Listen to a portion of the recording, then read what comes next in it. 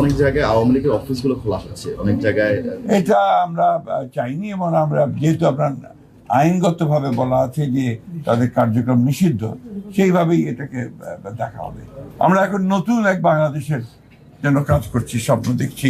আমাদের নেতা, আমাদের তরুণ নেতা, আমাদের দলের চেয়ারম্যান এবং বর্তমান প্রধানমন্ত্রী তারেক রহমান সাহেবের নেতৃত্বে এবং অতি অল্প সময়ের মধ্যেই তিনি যে দেশের মানুষের মধ্যে যে একটা অবস্থান করে নিয়েছেন, যে তিনি কাজ শুরু করেছেন এবং কাজ করবেন, এবং তার বিভিন্ন কর্মপদ্ধতিতে সেটাই প্রমাণিত হচ্ছে।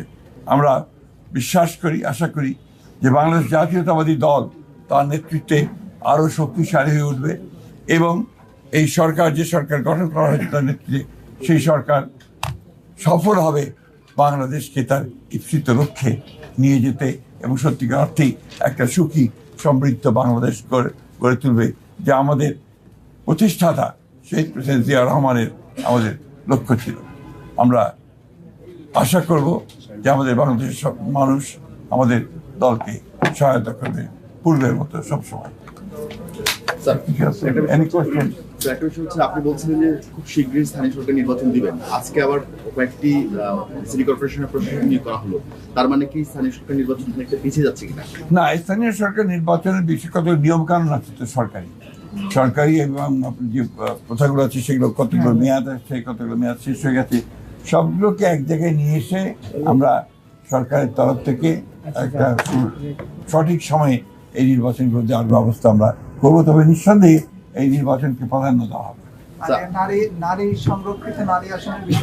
এটা তো আপনার পার্লামেন্টের সিদ্ধান্ত হবে, আপনার যেটা হওয়ার পার্লামেন্টের প্রার্থী মনোনয়নের একটা যোগ্যতাটা।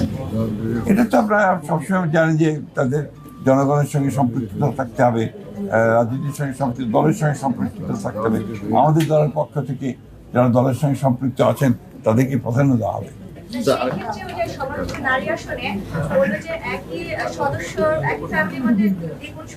এটা এখনই কিছু বলা যাবে না, আমি সেরকম কোনো সিদ্ধান্ত হয়নি এখন।